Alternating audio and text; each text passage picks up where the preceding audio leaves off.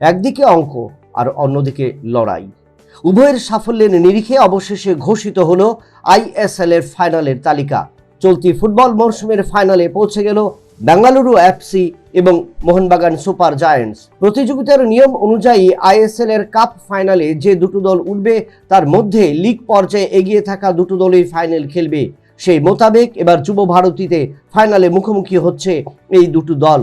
আগামী 12 এপ্রিল শনিবার আসরের খেতাবি যুদ্ধের লড়াইতে মুখোমুখি হচ্ছে মোহনবাগান এবং বেঙ্গালুরু।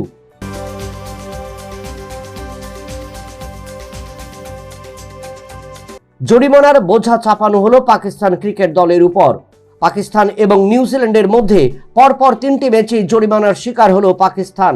প্রথম ম্যাচে 10%, দ্বিতীয় ম্যাচে 5% এবং পরবর্তী ম্যাচেও 5% জরিমানা করা হলো পাকিস্তানকে, যার কারণে আর্থিক শাস্তির মুখে পড়তে হলো পাকিস্তান দলকে। এদিকে দলের চরম ব্যর্থতা আর অন্যদিকে জরিমানা, সব মিলিয়ে ব্যাপক চাপের মুখে পাকিস্তান ক্রিকেট দল।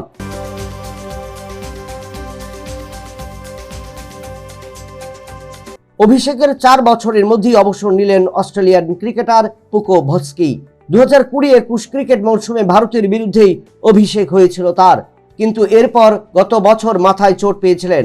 চোট ছাড়িয়ে মাঠে ফেরার পর পুনরায় আবার মাথায় বল লাগে, টানা 2 মাস হাঁটাচলা করতে পারেননি। পুনরায় অনুশীলন শুরু করলে আবারও চোট পেলেন এই ক্রিকেটার। স্বপ্ন ছিল 100 টেস্ট খেলবেন, কিন্তু মাত্র একটি টেস্টে অংশ নিয়ে ক্রিকেটকে সন্ন্যাস জানাতে বাধ্য হলেন এই ক্রিকেটার। তবে কী কারণে প্রত্যেকবার মাথায় লাগছে বল, সেই বিষয়ে অবশ্য পুকো ভস্কি চিকিৎসকের পরামর্শ নিতে শুরু করেছেন।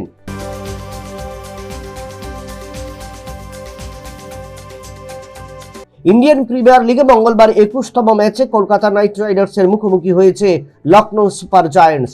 প্রথমে ব্যাট করতে নেমে লখনৌ 20 ওভারে 3 উইকেট হারিয়ে সংগ্রহ করেছে 238 রান। ইনিংসে নিকোলাস পুরান 36 বলে 7টি 4 এবং 8টি 6-এর দৌলতে সংগ্রহ করেন অপরাজিত 87 রান। Strike rate 241.66। শুধু 87 রান নয়, আইপিএল এর দ্বিতীয় দ্রুততম 2000 রান সংগ্রহকারীর তালিকায় উঠে এলেন এই ক্রিকেটার, যার কারণে লখনৌ সুপার জায়ান্ট আশাবাদী এবারের আইপিএল এর দল আরো অনেক কিছু পাবে এই নিকোলাস পুরানের কাছ থেকে। Bureau report, news vanguard.